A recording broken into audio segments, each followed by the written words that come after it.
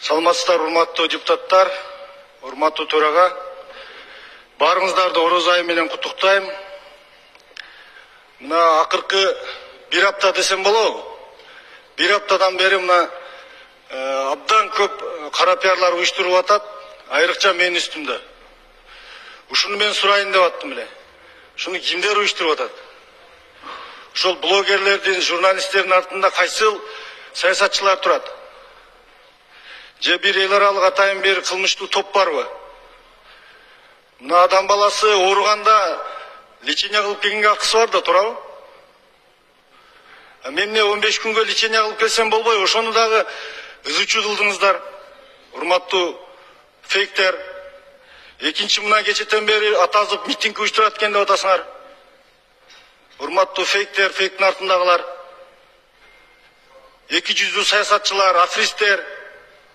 Митингти ошо өзүңөр уюштурасыңар. Мен өмүр бою мамлекетчил болуп келгем. Мамлекеттин туусу үчүн, спорт үчүн кыргыз желегин кучактап дүйнөлүк аренада ыйлаган баламын. А силер болсо мага тескери кылып туруп митинг уюштурат деп атасыңар. Ошол тилегиңер таш капсындагы өзүңөр менен өзүңөр болгон. Бул экинчи маселе. Үчүнчү, мына мандат боюнча. Мандат бул адамды бешке кирди же чыкты деген эмес го. Мандаты жок деле элдин арасында кызмат кылса болот. Эмне атасы мандатын алдырды деп эле бир административдик соттун чечимин, жогорку сот чечим чыккан өзү Муртазалиевке. Силер кара пиар кылып атасыңар. Шуну ким кылып атат ушуларды? 100 миңдеген блогерлер менен. Ошол мандатты 2 жылдан бери артымдан кууп жүрүп, башкы прокурор максатына жетти. Элдин аманатын, элдин ишенимин эртең кыяматта сураса аманатты, баш прокурор жооп берет эми ошого. Үчүнчү маселе, Матраимовго байланышы бар деп атасыңар. Урматтуу депутаттар, айланып кетейиндер. Урматтуу кыргыз элим, бул Матраимов менен байланыш жок, кайсы саясатчы бар азыр? Мен кыргыз спортун көтөрүш үчүн Матраимовго чейин дагы өтө көп адамдар менен байланышкан. Кыргыз спортчуларына көп нерсе керек экен, өкмөттөн сырткары. Эң чоң байланышы бар, мен жоон тизмени айтпай эле коеюн, бир эки китти айтып коеюн, майда балыктарды айтпай.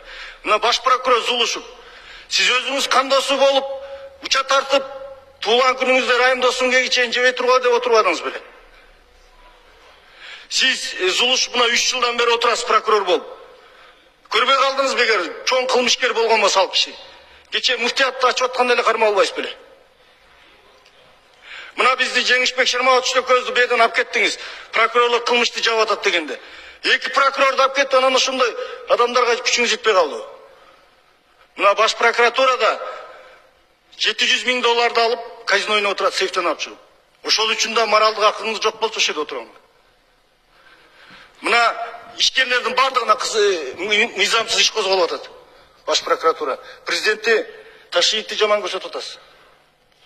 Мына бүгүнкү күндө прокуратурада жылына 300дөгөн адам мыйзамсыз иш козголуп, жогорку соттон акталып атат. Мына 3 жылдан бери отурдуңуз, 900 адамдын тагдыры менен ойнодуңуз.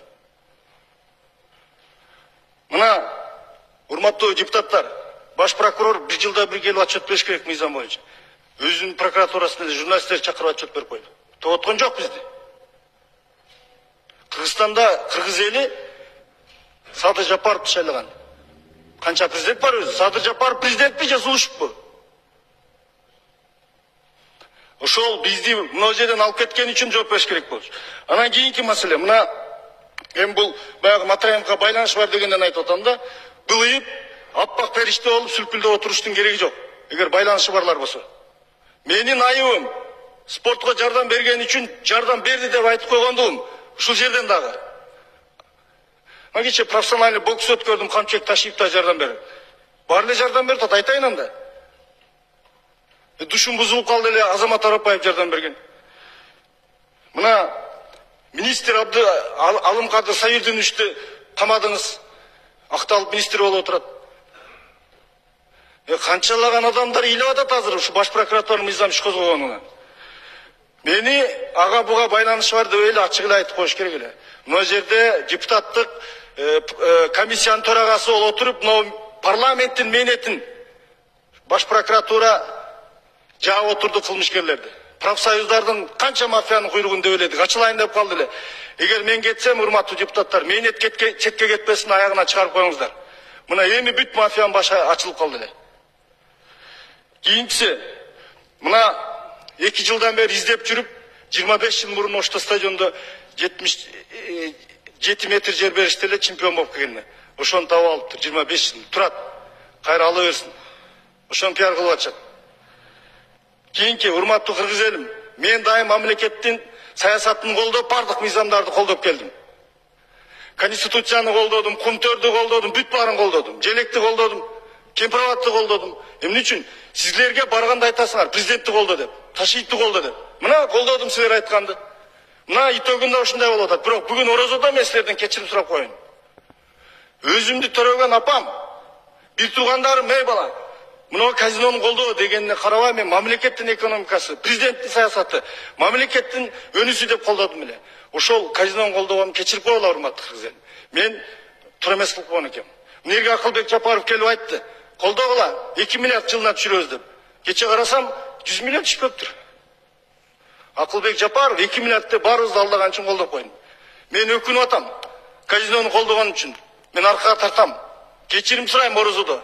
Ушул нерседе ушул жерде кылдым, ушул күнөөнү ушул жерден кайра тууга келтирип кечирим сурап атам. Анан кийин урматтуу төрага, эми болор болду. Мына Өмүрбек Бакиров менен Алимжан Фаркат Алимжановдон береке караганда бүгүн 10-чу депутат кетип атат. Сиз келгенден бери 10-чу депутат кетип атабыз. Менден кийин токтойбу, болду, бүттү.